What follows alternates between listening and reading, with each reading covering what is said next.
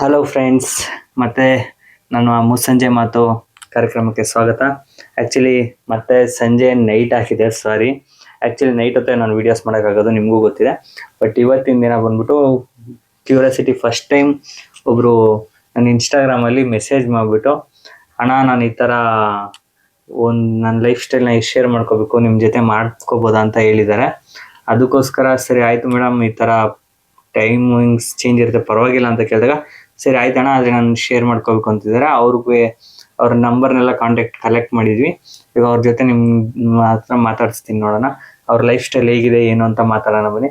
ನಿಮಗೂ ಏನಾದರೂ ನಿಮ್ಮ ಲೈಫ್ ಸ್ಟೈಲು ಹೇಗಿದೆ ನನ್ನ ಹತ್ರ ಶೇರ್ ಮಾಡಬೇಕು ಅನ್ಸಿದ್ರೆ, ನಮ್ಮ ಫ್ರೆಂಡ್ಸ್ ಜೊತೆ ಅಂದರೆ ನಿಮ್ಮ ಆಡಿಯನ್ಸು, ನಮ್ಮ ವೀಡಿಯೋಸು ಎಲ್ಲರೂ ನೋಡೋರ ಜೊತೆ ನೀವು ಶೇರ್ ಮಾಡಬೇಕು ಅಂದ್ಕೊಂಡ್ರೆ ನನಗೆ ಇನ್ಸ್ಟಾಗ್ರಾಮಲ್ಲಿ ಮೆಸೇಜ್ ಮಾಡ್ಬೋದು.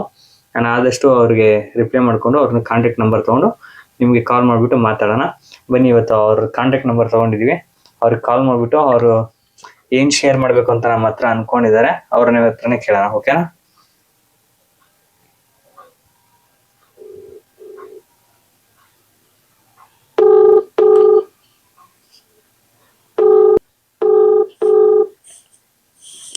ಹಲೋ ಹಲೋ ಹಲೋ ಮೇಡಮ್, ನಮಸ್ತೆ. ನಮಸ್ತೆ ಬ್ರದರ್, ಹೇಳಿ. ನನ್ನ ಹೆಸರು ಮಾತೇಶ್ ಅಂತ. ಹಾ ಬ್ರದರ್, ಗೊತ್ತಾಯ್ತು, ಹೇಳಿ. ಯಾಕೆ ನಿಮ್ಗೆ ನಮ್ಮ ಚಾನಲಲ್ಲಿ ಆಕ್ಚುಲಿ ನಿಮ್ಮ ಲೈಫ್ ಸ್ಟೈಲ್ನ ಶೇರ್ ಮಾಡ್ಕೋಬೇಕು ಅಂತ ಅನಿಸ್ತು? ಮತ್ತೆ ನಿಮ್ಮ ಲೈಫ್ ಸ್ಟೈಲ್ ಹೇಗಿದೆ ಅಂತ ನಾನು ಕೇಳಕ್ಕೆ ಇಷ್ಟಪಡ್ತೀನಿ. ಒಂದೊಂದಾಗೆ ಮಾತಾಡ್ತಾ ಹೋಗೋಣ. ನಾನು ನಿಮ್ಮ ಮಾತೇಶ್ ಮಾತಾಡ್ತಾ ಇರೋದು. ಮೇಡಮ್, ನಿಮ್ಮ ಹೆಸರು? ನನ್ನ ಹೆಸರು ಅನು ಅಂತ ಸರ್. ಅನು ಅಂತನಾ? ಓಕೆ ಮೇಡಮ್, ನೀವು ನಮ್ಮ ಜೊತೆ ಚಾನಲಲ್ಲಿ ಆಕ್ಚುಲಿ ಶೇರ್ ಮಾಡ್ಬೇಕಂತ ಅನ್ಕೊಂಡಿದ್ದೇನಕ್ಕೆ, ನಿಮ್ಗೆ ಏನಕ್ಕೆ ನನ್ನ ಪ್ರೋಗ್ರಾಮ್ ಇಷ್ಟ ಆಯ್ತು ಮೇಡಮ್? ನಿಮ್ ವಿಡಿಯೋಸ್ ಎಲ್ಲ ಚೆನ್ನಾಗಿರುತ್ತೆ, ಸೊ ನಾವ್ ನೋಡ್ತಾ ಇರ್ತೀವಿ. ಅದಕ್ಕೋಸ್ಕರ ಓಕೆ, ನನ್ ಲೈಫ್ ಅಲ್ಲಿ ನಾನ್ ಏನ್ ಫೇಸ್ ಮಾಡಿದೀನಿ ಅನ್ನೋದು ಹೇಳಿದ್ರೆ ಇನ್ನೊಬ್ರು ಆ ತಪ್ಪನ ಮಾಡಲ್ಲ, ಇನ್ನೊಂದ್ ಹುಡ್ಗಿಗೆ ಅದು ಯೂಸ್ಫುಲ್ ಆಗಿರುತ್ತೆ ಅನ್ಬೇಕಾದ್ರೆ ಹೇಳ್ಬೇಕು ಅನ್ನಿಸ್ತು. ಸೊ ಅದಕ್ಕೋಸ್ಕರ ನಾನ್ ನಿಮಗ್ ಟೆಕ್ಸ್ಟ್ ಮಾಡಿದ್ದೆ. Okay madam, thank you. ನಾನು ಆಕ್ಚುಲಿ ಅದೇ ಅನ್ಕೊಂಡಿದ್ದೆ, ಯಾರ್ಯಾರ ಲೈಫಲ್ಲಿ ಒಂದೊಂದ್ಸತಿ ಒಂದೊಂದು, ಈ ಲೈಫಲ್ಲಿ ಒಂದೇ ಒಂದು ಸೆಕೆಂಡ್ ಈ ತಪ್ಪು ಮಾಡಬಾರ್ದು ಅಂತಾನೆ ಇರುತ್ತೆ. ಈ ತಪ್ಪು ಮಾಡಿದ್ಮೇಲೆ ಮತ್ತೆ ಅದನ್ನ ಮತ್ತೆ ಸರಿ ಮಾಡೋಕ್ ಆಗೋದೇ ಇಲ್ಲ ಈ ಲೈಫ್ ಅನ್ನೋದ್ರಲ್ಲಿ.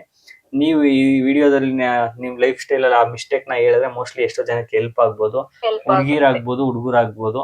ನೀವು ಯಾರು ಶೇರ್ ಮಾಡ್ತಿರೋ ಆ ಲೈಫಲ್ಲಿ ಆ ಮಿಸ್ಟೇಕ್ ಮಾಡಿದ್ರೆ ಆ ಲೈಫೇ ಸುಂದರವಾಗಿರುತ್ತೆ. ಬನ್ನಿ ಫ್ರೆಂಡ್ಸ್, ಇವ್ರ ಲೈಫ್ ಸ್ಟೈಲ್ ಅಲ್ಲಿ ಏನ್ ತಪ್ಪಾಗಿದೆ, ಏನ್ ಅವರು ಮಿಸ್ಟೇಕ್ ಅಂತ ಕೇಳೋಣ. ಹೇಳಿ ಮೇಡಮ್ ಅವರೇ. ನನ್ನ ಹೆಸರು ಅನು ಅಂತ. ಹೇಳಿ. ನನ್ನ ಹುಟ್ಟೂರು ಬಂದ್ಬಿಟ್ಟು ಶಿವಮೊಗ್ಗ. ಓಕೆ. ಅಲ್ಲಿಂದ ನಾವ್ ಆಮೇಲೆ ಸ್ವಲ್ಪ ಪ್ರಾಬ್ಲಮ್ ಆಗಿ ಮತ್ತೆ ನಾವು ಬ್ಯಾಂಗ್ಳೂರ್ಗ್ ಶಿಫ್ಟ್ ಆದ್ವಿ. ನನಗ್ ತಂದೆ ಇಲ್ಲ, ತಾಯಿ ಒಬ್ರೆ. ತಾಯಿನೇ ನಮ್ಮನ್ ಸಾಕಿದ್ದು. ಎಷ್ಟು ವಯಸ್ಸಿಗೆ ಕಳ್ಕೊಂಡ್ರಿ ಮೇಡಮ್ ನಿಮ್ ತಂದೆನ? ತಂದೆ ಬಂದ್ಬಿಟ್ಟು ಬಿಟ್ಟು ಹೋದ್ರು. ಓ ಸಾರಿ. ನನ್ ತಂದೆ ನಾನ್ 3 months ಪಾಪು ಆಗಿರ್ಬೇಕಾದ್ರೆ ಬಿಟ್ಟೋದ್ರು. ಓಕೆ. ಸೊ ಪ್ರತಿಯೊಂದು ಹೆಣ್ಣುನು ಯಾವ್ದೋ ಒಂದ್ ಸಿಚುವೇಶನ್ ಅಲ್ಲೋ ಇಲ್ಲ ಯಾವ್ದೋ ಒಂದ್ ಇದ್ರಲ್ಲಿ ಏನ್ ಅನ್ಕೊಂತಾರೆ ಅಂದ್ರೆ, ಇಲ್ಲ ನನಗೆ ಲೈಫ್ ಇಷ್ಟ ಇಲ್ಲ, ಬಿಟ್ಟೋಗ್ಬೇಕು ಅಂತ ಅನ್ಕೊಂತಾರೆ. ಅದೇ ಖಂಡಿತ ಪ್ರತಿಯೊಬ್ಬ ಹೆಣ್ಣು ಅದು ಕಷ್ಟ ಆದ್ರೂನು ಅಲ್ಲೇ ಇದ್ದಿ ನೋಡ್ಕೊಂತಿರೋ ಒಂದು ರೀಸನ್ ಏನಂದ್ರೆ ನನ್ ಮಗುಗೋಸ್ಕರ. ಓಕೆ. ಯಾಕಂದ್ರೆ ನಾನ್ ಆ ಪ್ರಾಬ್ಲಮ್ ನ ಫೇಸ್ ಮಾಡಿದೀನಿ. ನಿಮ್ಮ ಅಪ್ಪ ಎಲ್ಲಿ, ನಿಮ್ಮ ಅಪ್ಪ ಯಾರು, ಆತರ ಮಾತು ನಾನ್ ತುಂಬಾ ಕೇಳಿದೀನಿ ನನ್ ಲೈಫ್ ಅಲ್ಲಿ. ಸೊ ನನ್ ಫಸ್ಟ್ ನಾನ್ ಹೇಳಕ್ ಇಷ್ಟಪಡೋ ಒಂದು ವಿಚಾರ ಏನಂದ್ರೆ, ಎಷ್ಟೇ ಸಿಚುವೇಶನ್ ಬಂದ್ರುನು ನಮ್ಮಿಂದ ನಮ್ ಮಕ್ಳಗ್ ಪ್ರಾಬ್ಲಮ್ ಆಗ್ಬಾರ್ದು. Correct madam. ಅದನ್ನು ಎಲ್ರು ಯೋಚನೆ ಮಾಡ್ಬೇಕಾಗಿರೋ ವಿಷಯ. ಸೊ ಅಮ್ಮನೇ ನನ್ನನ್ ಸಾಕಿದ್ದು. ನನ್ಗ್ ಓದ್ಬೇಕು ಅಂತ ತುಂಬಾನೇ ಆಸೆ ಇತ್ತು. ಬಟ್ ಅದೇ ಸ್ವಲ್ಪ ಸಿಚುವೇಶನ್ ಅನ್ನೋದಕ್ಕಿಂತ ಅಮ್ಮಂಗೆ ಹೆಲ್ತ್ ಇಶ್ಯೂ ಆಗಿ ನಾನು ಎಜುಕೇಶನ್ ಡಿಸ್ಕನೆಕ್ಟ್ ಮಾಡ್ದೆ. 10th ಕಂಪ್ಲೀಟ್ ಆಗಿಲ್ಲ ನಂದು.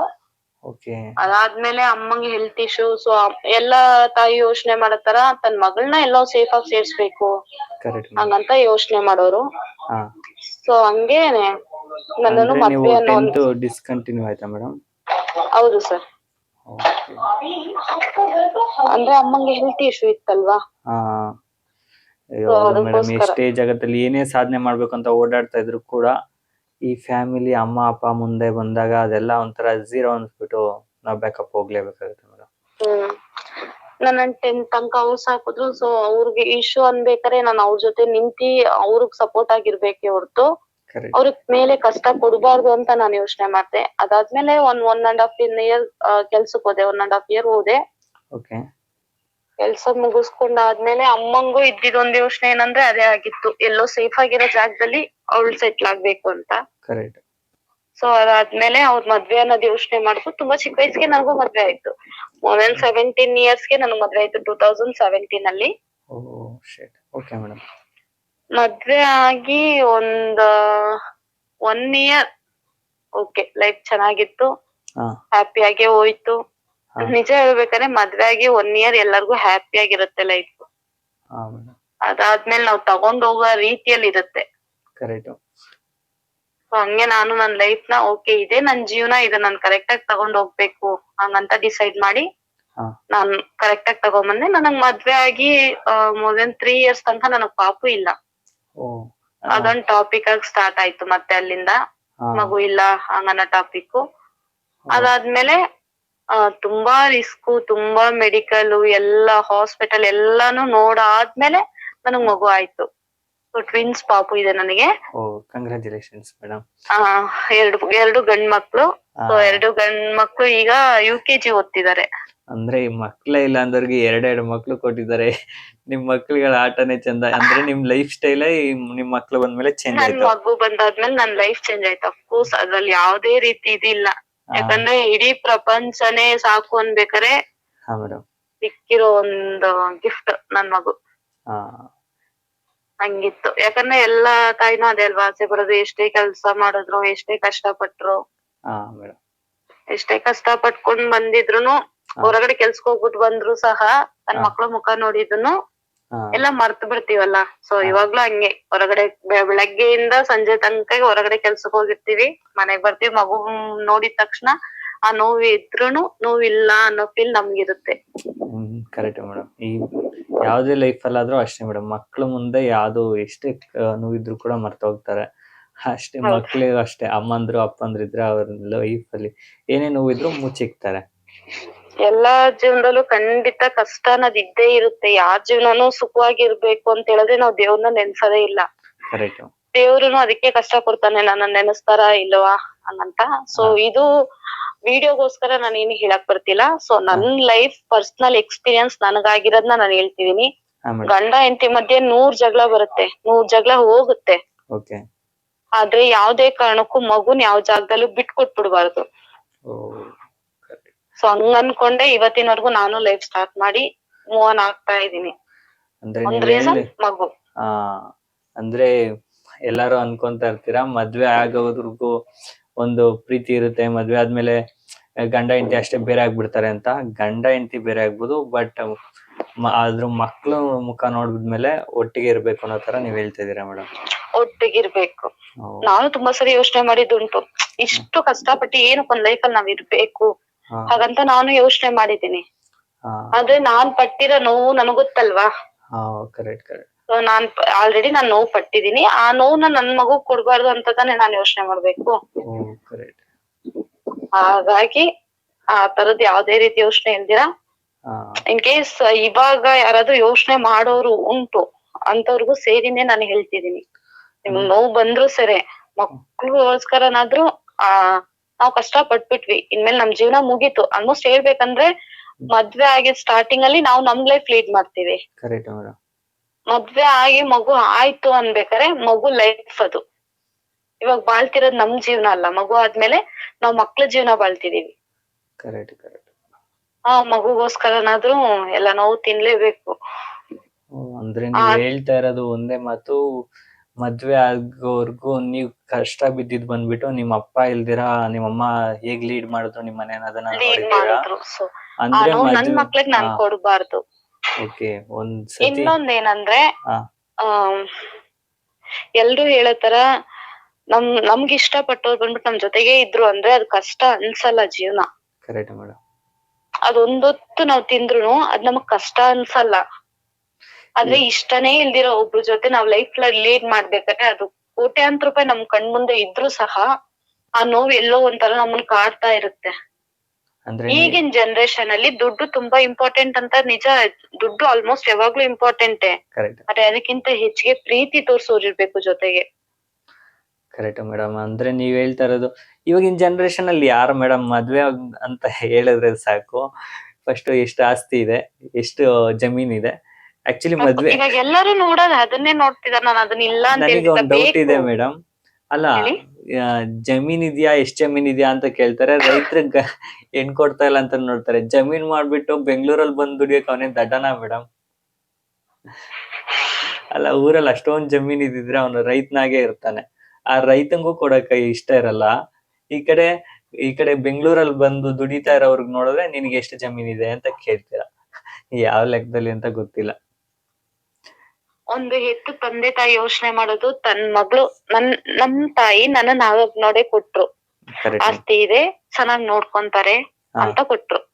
ಬಟ್ ನಿಜ ಹೇಳ್ಬೇಕಂದ್ರೆ ನಾನ್ ಮದ್ವೆ ಆಗಿ 1 ತಿಂಗ್ಳಿಗ್ ನಾನ್ ಮನೆ ಬಿಟ್ಟು ಈಚೆ ಬಂದೆ. ನನಗ್ ಮಾವ ಇದ್ರು, ನಾದ್ನಿ ಇದ್ರು, ಮೈದ್ನ ಇದ್ದ, ಅಜ್ಜಿ ಇದ್ರು, ಎಲ್ರು ಅತ್ತೆಯಿಂದ ಪ್ರತಿಯೊಬ್ರು ಇದ್ದಿನು ನಾನ್ ಮದ್ವೆ ಆಗಿ 1 ತಿಂಗ್ಳಿಗ್ ಮನೆ ಬಿಟ್ಟು ಈಚೆ ಬಂದೆ. ನಾನು ನನ್ ಗಂಡನ್ ಜೊತೆ ನಾನು ಹೊರಗಡೆ ಬಂದೆ. ಹೊರಗಡೆ ಬರ್ಬೇಕಾರೆ ನಿಜ ಹೇಳ್ಬೇಕೆ ಹಾಕೊಂಡಿದೀವಿ ಆ ಬಟ್ಟೆಲ್ ಬಂದೆ. ಸೊ ಫಸ್ಟ್ ಅಂದ್ರೆ ನೈಟ್ ಆಲ್ಮೋಸ್ಟ್ 2:30 ಸಮಥಿಂಗ್ ಟೈಮು. ಅಷ್ಟೊತ್ತಿಗೆ ನಾನ್ ಮನೆ ಬಿಟ್ಟು ಈಚೆ ಬಂದೆ. ಅವಾಗ ನಮ್ಮನ್ನ ಇನ್ನೊಬ್ರು ಮನೆ ಕರ್ಕೊಂಡೋಗಿ ಇಟ್ಕೊಂಡ್ರು. ನನ್ ಹಸ್ಬೆಂಡ್ ಅವರ ಫ್ರೆಂಡ್ ಅವರು. ಅವ್ರ ಮನೆ ಕರ್ಕೊಂಡೋಗಿ ನನ್ನನ್ನ ಅಲ್ಲಿ ಇಡ್ಸ್ಕೊಂಡಿದ್ರು ಅವರು. ನಾನು 2 days ಅವ್ರ ಮನೇಲೆ ಇದ್ದೆ. ಅದಾದ್ಮೇಲೆ ಸಪ್ರೇಟ್ ಆಗಿ ಒಂದ್ ಮನೆ ನೋಡಿ ಮನೆ ತಗೊಂಡಿ, ಅದಾದ್ಮೇಲೆ ಒಂದೊಂದೇ ಸೇರ್ಸಕ್ ಸ್ಟಾರ್ಟ್ ಮಾಡ್ಬೇಕಾದ್ರೆ ಅವಾಗ ನನಗ್ ಅನ್ಸಿದ ಒಂದ್ ವಿಚಾರ ಏನಂದ್ರೆ, ನಮ್ ತಂದೆ ಬಿಟ್ಟೋದಾಗ ನನ್ ತಾಯಿ ಪರಿಸ್ಥಿತಿ ಹೀಗೆ ಇತ್ತು ಅಲ್ವಾ. ಸೊ ಆಗಿರ್ಬೇಕಾದ್ರೆ ಇವಾಗ ನಾನು ಆ ಪರಿಸ್ಥಿತಿಯಲ್ಲಿ ಇದ್ದೀನಿ. ಅದೇ ನಮ್ ತಾಯಿ ಹೆಂಗ್ ನಮ್ಮನ್ನ ಇಟ್ಕೊಂಡ್ ಕಷ್ಟ ಪಟ್ರು, ಆ ಕಷ್ಟ ನನ್ ಮಕ್ಳಿಗೆ ಕೊಡ್ಬಾರ್ದು ಹಂಗಂತ ಒಂದೊಂದೇ ಸೇರ್ಸಕ್ ಸ್ಟಾರ್ಟ್ ಮಾಡತ್ತಿ. ಇವತ್ತು ನಿಜ ಹೇಳ್ಬೇಕಂದ್ರೆ ನಾನ್ ಹೊರಗಡೆ ಬಂದಾದ್ಮೇಲೆ ನಾನ್ ಏನ್ ತಗೊಂತಿದೀನಿ, ನಾನ್ ಏನ್ ಮಾಡಿದೀನಿ ಅನ್ನೋದಕ್ಕಿಂತ ಇವಾಗ ನನ್ ಮನೇಲಿ ಇರೋ ವಸ್ತು ನಮ್ ಮಾವವ್ರ ಮನೇಲಿ ಇಲ್ಲ. ಐ ಮೀನ್ ನನ್ ಗಂಡನ ಅಪ್ಪ ಅವ್ರ ಮನೇಲಿ ನಾನ್ ಮಾಡಿಕ್ಕಿರೋ ಅಷ್ಟು ವಸ್ತು ಸಹ ಅವ್ರ ಮನೇಲಿ ಇವಾಗಿಲ್ಲ. ಹಠ ಇರ್ಬೇಕು ಜೀವನದಲ್ಲಿ. ನನ್ನನ್ ಯಾರ್ ಮನೆ ಬಿಟ್ಟು ಈಚೆ ಹಾಕುದ್ರು ಅವ್ರಾಗೆ ನನ್ ಮನೆ ಬಾಗ್ಲಿಗ್ ಬಂದಿ ಬಾರಮ್ಮ ಅಂತ ಕರಿಬೇಕು ಅನ್ನೋ ಹಠ ಇತ್ತು ನನಗೆ. ಆ ಹಠ ಹಂಗೆ ಬೆಳೆಸ್ಕೊಂತ ಹೋದೆ. ಎಲ್ರೂ ಕೇಳೋರು, ಏನಕ್ ನಿನ್ಗ ಅಷ್ಟೊಂದ್ ಕೋಪ, ಏನಕ್ ನಿನ್ಗ ಅಷ್ಟೊಂದ್ ಹಠ? ಅದ್ ನನ್ ಕೋಪ ಅಲ್ಲ, ನನ್ ಹಠ ಅಲ್ಲ, ನಾನ್ ಪಟ್ಟಿದ ಅವಮಾನ. 2 ಗಂಟೆ ನೈಟ್ ಕಳಿಸ್ದಾಗ ಇಡೀ ರೋಡೇ ನೋಡಿದ್ರು, ಎಲ್ಲರೂ ನಿತ್ಕೊಂಡ್ ನೋಡಿದ್ರು. ಆಗಿನ ಮೈಂಡ್ ಸೆಟ್ ನನಗ್ ಹೇಗಿರ್ಬಾರ್ದು? ಮಧ್ಯರಾತ್ರಿ 2:30 ಅಷ್ಟೊತ್ತರಲ್ಲಿ ಅದು ಮನೆ ಸೊಸೆನ ಆಚೆ ಕಳ್ಸಿದ್ರಿ? ಆಚೆ ಕಳ್ಸಿದ್ರು. ಅವ್ರಾಗೆ ಬಂದ್ ಕರಿಯ ತನಕ ಅವ್ರ ಮನೆ ಬಾಗ್ಲು ಸಹ ನಾನ್ ತುಳ್ದಿಲ್ಲ. ಅಂದ್ರೆ ಇವಾಗಿನ ಜನರೇಷನ್ ಒಂದೇ ಲೆಸನ್, ಎಷ್ಟೇ ಶ್ರೀಮಂತ ಎಷ್ಟೇ ರಿಚ್ ಆಗಿರೋರ್ಗ್ ಕೊಡೋದ್ಕಿಂತ ಅವ್ರ ಗಂಡ ಮನೆ ಬಿಟ್ಟು ಬಂದಿದ್ ರೀಸನ್ ಅದಲ್ಲ. ಇವಾಗ ನೀವ್ ಹೇಳಿದ್ರಿ ಗೊತ್ತಾ, ಆಸ್ತಿ. ಅವ್ರಾಗೆ ಬಂದ್ರು ಹೆಣ್ ಕೇಳಿದ್ರು, ಮಾಡ್ಕೊಟ್ರು. ಓಕೆ, ಮಗಳು ಲೈಫ್ ಚೆನ್ನಾಗಿರುತ್ತೆ ಅನ್ಬೇಕಾದ್ರೆ ಮಾಡ್ಕೊಡ್ಬೇಕು ಅಂತ ಮಾಡ್ಕೊಟ್ರು. ಮದ್ವೆ ಆಗಿ 1 ತಿಂಗಳಿಗೆ ವರದಕ್ಷಿಣೆ ಕೇಳೋದು ತಪ್ಪು. ಐ ಮೀನ್ ನೀವು ಮುಂಚೆನೆ ಮಾತ್ ಕೊಟ್ಟಿದ್ರಿ ಅಂದ್ರೆ ಕೇಳೋದು ಓಕೆ. ನಮ್ ಮನೆಯಿಂದ ಕೊಡಕ್ ಆಗಲ್ಲ ಅನ್ನಂತ ನಿಮ್ಗೆ ಹೇಳಾಯ್ತು, ಓಕೆ ಬೇಡ ಅಂತ ಹೇಳಿದ್ದೀರಿ ನೀವು. ಮದ್ವೆ ಆಗೋ ತನಕ ಒಂಥರ ಇದ್ರಿ, ಮದ್ವೆ ಆದ್ಮೇಲೆ ಟೋಟಲ್ ಚೇಂಜ್ ಆದ್ರಿ.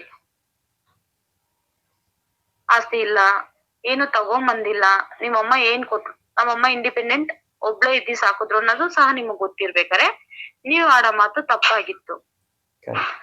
ಆ ಜಗಳದಲ್ಲಿ ನಾನ್ ಮನೆ ಬಿಟ್ಟು ಹೊರಗಡೆ ಬಂದೆ. ಅವ್ರಾಗೆ ಬಂದ್ ಕರಿಯೋ ತನಕ ನಾನು ಹೋಗಿಲ್ಲ. ಅದಾದ್ಮೇಲೆ ಅವ್ರಾಗೆ ಬಂದ್ ಕರೆದಾಗ್ಲೂ ನಂಗ್ ಹೋಗ್ಬೇಕು ಅಂತ ಅನ್ಸ್ಲಿಲ್ಲ. 2 ಗಂಟೆ ನೈಟಿಗೆ ಮನೆಗ್ ಬಂದಿರೋ ಸೊಸೆನ ಮಗಳಾಗ್ ನೋಡ್ಬೇಕು. ಆಗಿರ್ಬೇಕಾರೆ ಅಂತ ಅವ್ರನ್ನ ನೀನ್ ಹೊರಗಡೆ ಕಳಿಸ್ಬಿಟ್ಟಿ ಅಷ್ಟು ವರ್ಷ ನಾನ್ ಎಷ್ಟ್ ಕಷ್ಟ ಪಟ್ಟಿರ್ತೀನಿ. ಎಷ್ಟೋ ಸರಿ ಊಟ ಇಲ್ದಿರ ಮಲಗಿರ್ತೀನಿ. ಪಕ್ಕದಲ್ಲಿ ಯಾರು ಇರಲ್ಲ. ನನಗ್ ನೋವು, ನನ್ ಗಂಡ ಕೆಲ್ಸಕ್ ಹೋಗಿರ್ತಾರೆ, ನನಗ್ ನೋವು, ನನ್ ಪಕ್ಕದಲ್ಲಿ ಯಾರು ಇಲ್ಲ. ಆ ತರ ಸಿಚುವೇಶನ್ ಎಲ್ಲ ನಾನ್ ಫೇಸ್ ಮಾಡಿದೀನಿ. ಸೊ ನಿಜ ಹೇಳ್ಬೇಕಂದ್ರೆ ಒಂದ್ ಹೆಣ್ಣಾಗಿ ಭೂಮಿಗೆ ಹುಟ್ಲೇಬಾರ್ದು ಅನ್ನಷ್ಟು ನನಗೆ ಹೆಣ್ಮಕ್ಳು ಅಂದ್ರೆ ನಿಜ ತುಂಬಾ ಇಷ್ಟ. ನಾನು ಅಷ್ಟು ಇಷ್ಟ ಪಡ್ತೀನಿ ಹೆಣ್ಮಕ್ಳನ್ನ. ಅದೇ ನನ್ ಲೈಫ್ ನಾನ್ ಯೋಚನೆ ಮಾಡಿದಾಗ ದೇವ್ರೆ ಯಾರಿಗೂ ಹೆಣ್ಮಕ್ಳು ಕೊಟ್ಬಿಡ್ಬೇಡಪ್ಪ ಹಂಗಂತ ಅನ್ಕೊಂತೀನಿ. ಯಾಕಂದ್ರೆ ಒಂದ್ ಹುಡುಗಿ ಜೀವನ ಇದ್ದಿತ್ತರ ಇನ್ನೊಂದ್ ಹುಡುಗಿ ಜೀವನ ಇರಲ್ಲ. ಗ್ರೇಟ್ ಬಿಡಿ ಮೇಡಮ್, ನಿಮ್ ಮನೇಲಿ ಇವಾಗ ನಿಮ್ಮ ಅಮ್ಮನ ನೀವು ಕೊನೆವರೆಗೂ ಅವ್ರನ್ನ ನೋಡ್ಕೊಂಡಿದ್ದು ನೀವೇ. ಇವಾಗ ಅವ್ರಿಗೋಸ್ಕರ ಸ್ಕೂಲ್ ಡ್ರಾಪ್ ಮಾಡಿ ನೀವು ಅವ್ರ ಅಮ್ಮಗೋಸ್ಕರ ಡೆಡಿಕೇಟ್ ಮಾಡಿದೀರಾ. ಗಂಡ್ ಮಕ್ಳಾದ್ರೂ ಯಾರಾದ್ರೇನೋ ಅಮ್ಮ ಅಂತ ಪ್ರೀತಿ ಬಂದ್ಮೇಲೆ ಹೆಣ್ಮಕ್ಳಾಗ್ಲಿ ಗಂಡ್ ಮಕ್ಳಾಗ್ಲಿ ಇವಾಗಿನ ಜನರೇಷನ್ ಅಲ್ಲಿ ಅಪ್ಪ ಅಮ್ಮನ್ ನೋಡ್ಕೊಂತಾರೆ. ಅವ್ರು ಮದ್ವೆ ಆಗ್ಬೋದು, ಬೇರೆ ಮನೆಗೆ ಸುಳ್ಳು ಸರ್, ನಿಜ ಹೇಳ. ಗಂಡ್ ಮಕ್ಳು ಇವಾಗ ನಾನು 2 ಗಂಡ್ ಮಕ್ಳನ್ನ ಎತ್ತಿದೀನಿ, ನಾನು ಎತ್ಬಿಟ್ಟೆ ಮಾತಾಡ್ತಾ ಇದ್ದೀನಿ. ನನ್ ಮಗು ನನ್ ಬಿಟ್ಕೊಟ್ಟೆ ಮಾತಾಡ್ತಾ ಇಲ್ಲ. ಅದೇ ನಿಜವಾಗ್ಲೂ ಒಂದ್ ಹೆಣ್ಣು ನೋಡ್ಕೊಳ್ಳೋಷ್ಟು ಒಂದ್ ಗಂಡ್ ಮಗು ನೋಡ್ಕೊಳಲ್ಲ. ನನಗ್ ಅಣ್ಣ ಇದಾನೆ, ಅಕ್ಕ ಇದಾರೆ, ಆದ್ರೆ ಇವತ್ತಿನವರೆಗೂ ನನ್ ತಾಯಿನ ನಾನ್ ನೋಡ್ಕೊಂತಾ ಇದೀನಿ. ಅದೇ ಮೇಡಮ್, ನೀವ್ ಹೇಳಿದ್ರೆ ಗೊತ್ತಾವಾಗ್ಲೇ ಹೆಣ್ಣು ಏನಕ್ಕೆ ಆಗ್ಬಾರ್ದು, ಎಣ್ಣೆ ಆಗ್ಬಾರ್ದು ಅಂತ ನೋಡಿದ್ರ ಹೆಣ್ಣು ಬೇಕಾಗತ್ತೆ. ನಿಜ, ಅದೇ ನೋಡ್ಕೊಳ್ಳೋ ವಿಚಾರದಲ್ಲಿ ಹೆಣ್ಮಕ್ಳಿಗ್ ಸಾಟಿ ಯಾರು ಇಲ್ಲ. ಆದ್ರೆ ತಾನ್ ಪಡೋ ಕಷ್ಟ ನೆನ್ಸ್ಕೊಂಡ್ರೆ ಹೆಣ್ಮಕ್ಳ ಜೀವ ಖಂಡಿತ ಬೇಡ. ಇವತ್ತಿನವರೆಗೂ ನಾನ್ ಕಷ್ಟ ಪಡ್ತಿದೀನಿ. ಬೆಳಗ್ಗೆ ನಾನು ಎದ್ದು ಮನೇಲಿ ಎಲ್ಲಾ ಕೆಲ್ಸ ಮಾಡಿ ನಾನ್ ಕೆಲ್ಸಕ್ ಹೋಗ್ತೀನಿ, ಓಕೆನಾ? ಕೆಲ್ಸಕ್ ಹೋಗಿ ಮತ್ತೆ ಬಂದಿ ನೈಟ್ ಆಲ್ಮೋಸ್ಟ್ 11:30 12 ಗಂಟೆ ತನಕ ಮನೇಲಿರೋ ಎಲ್ಲಾ ಕೆಲ್ಸ ಮುಗಿಸಿ ಬೆಳಗ್ಗೆ ಅವ್ನು ಪಾಪಕ್ ಟಿಫನ್ ಪ್ರಿಪೇರ್ ಮಾಡಿ ನಾನ್ ಮಲ್ಕೊಂತೀನಿ. ಮತ್ತೆ ಹಾಗೆ ನಾನ್ ಮತ್ತೆ 6 ಗಂಟೆಗೆ ಎದ್ದೊಳ್ಬೇಕು, ಮತ್ತೆ ಕೆಲ್ಸ ಮಾಡ್ಬೇಕು, ಮತ್ತೆ ನಾನು ಆಫೀಸ್ಗೆ ಹೋಗ್ಬೇಕು, ಮತ್ತೆ ಕೆಲ್ಸ ಮುಗಿಸ್ಕೊಂಡು ನಾನ್ ಬರ್ಲೇಬೇಕು. ನಾನ್ 2 ಕೆಲ್ಸ ಮಾಡ್ತೀನಿ. ಅದೇ ಅದು ಯಾರಿಗೂ ಕಣ್ಣಿಗೆ ಕಾಣಿಸಲ್ಲ. ಅದು ಕಟ್ಕೊಂಡವ್ರಾಗ್ಲಿ ಇಲ್ಲ ಹೊರಗಿನವ್ರಾಗ್ಲಿ ಕೇಳಿದ್ರೆ ನೀನ್ ಹೆಣ್ಮಗು ನಿನ್ ಕೆಲ್ಸ ನೀನ್ ಮಾಡ್ತಾ ಇದೀಯಾ, ಯಾಕೆ ಭೂಮಿ ಮೇಲೆ ಹೆಣ್ಣಾಗ್ ಹುಟ್ಬಿಟ್ರೆ ಮನೆ ಕೆಲ್ಸದಿಂದ ಹೊರಗಡೆ ಹೋಗಿ ದುಡಿಯೋ ತನಕನೂ ಒಂದ್ ಹೆಣ್ಣೆ ಮಾಡ್ಬೇಕಾ? ಹಾಗೇನಿಲ್ಲ ಅಲ್ಲ. ಹಾಗೇನಿಲ್ಲ ಮೇಡಮ್, ಇವಾಗಿನ ಜನರೇಷನ್ ಅಲ್ಲಿ ಆಕ್ಚುಲಿ ಲವ್ ಮ್ಯಾರೇಜ್ ಅಲ್ಲಿ ನನಗೆ ಆಕ್ಚುಲಿ ಇದು ಲವ್ ಮ್ಯಾರೇಜ್ ಬೆಟರ್ ಅನ್ಸುತ್ತೆ. ಯಾಕಂದ್ರೆ ಇಬ್ರು ಫ್ರೆಂಡ್ಲಿ ಆಗಿರ್ತಾರೆ, ಫ್ರೆಂಡ್ಸ್ ತರ ಇದ್ಬಿಡ್ತಾರೆ ಇಬ್ರು. ಎಷ್ಟ್ ಜನ ಜೀವನ ನೋಡಿದೀರಾ ಸರ್ ನೀವು ಲವ್ ಮ್ಯಾರೇಜ್ ಅಲ್ಲಿ ಹ್ಯಾಪಿ ಆಗಿರೋರು? ಖಂಡಿತ ಲವ್ ಮ್ಯಾರೇಜ್ ಆಗ್ಲಿ ಅರೇಂಜ್ ಮ್ಯಾರೇಜ್ ಆಗ್ಲಿ ಎರಡರಲ್ಲೂ ಸಂತೋಷ ಉಂಟು. ಆದ್ರೆ ಏನಂದ್ರೆ ಒಬ್ರಿಗೊಬ್ರು ಅರ್ಥ ಮಾಡ್ಕೋಬೇಕು, ಬಿಟ್ಕೊಟ್ಟು ಹೋಗ್ಬೇಕು. ನೀನೊಂದ್ ಮಾಡ್ತೀಯಾ, ನೀನು ಹೊರಗಡೆ ಹೋಗಿ ಕೆಲ್ಸಕ್ ಹೋಗ್ಬಿಟ್ ಬರ್ತೀಯ, ನಾನು ಹೋಗ್ಬಿಟ್ ಬರ್ತೀನಿ, ನೀನ್ ಆ ಕೆಲ್ಸ ಮಾಡುವ, ನಾನು ಈ ಕೆಲ್ಸ ಮಾಡ್ತೀನಿ ಅಂತ ಅಡ್ಜಸ್ಟ್ ಮಾಡ್ಕೊಂಡ್ ಹೋಗ್ಬೇಕು. ಹಂಗಿದ್ರೆ ಮಾತ್ರನೇ ಒಂದ್ ಲೈಫ್ ಸ್ಮೂತ್ ಆಗಿ ಹೋಗಕ್ ಸಾಧ್ಯ. ಇದ್ರ ಮಧ್ಯೆ ಬರದೇ ದುಡ್ಡು, ನೀನ್ ನಾನ್ ನೀನ್ ಜಾಸ್ತಿ ದುಡಿತೀಯ, ನಾನ್ ಜಾಸ್ತಿ ದುಡಿತೀನ, ಇಲ್ಲಿಂದ ಸ್ಟಾರ್ಟ್ ಆಗುತ್ತೆ ಗಂಡ ಹೆಂಡತಿ ದೂರ ಆಗೋದು. ಅದೆಲ್ಲ ಇಲ್ದಿರಾ ನನಗಿಂತ ನೀನ್ ಜಾಸ್ತಿ ದುಡಿತಾ ಇದೀಯ ಪರವಾಗಿಲ್ಲ, ಒಂದ್ ಹೆಣ್ಣಾಗಿ ನೀನ್ ಇಷ್ಟು ಮಾಡೋದ್ ನನಗ್ ತುಂಬಾ ದೊಡ್ಡ ವಿಚಾರ ಅಂತ ಹೇಳೋ ಗಂಡ ಸಿಕ್ಕಿದ್ರೆ ಅವಳಿಗಿಂತ ಕೊಟ್ಟಿಟ್ಟಿರೋಳು ಇನ್ನೊಬ್ರು ಇರಲ್ಲ.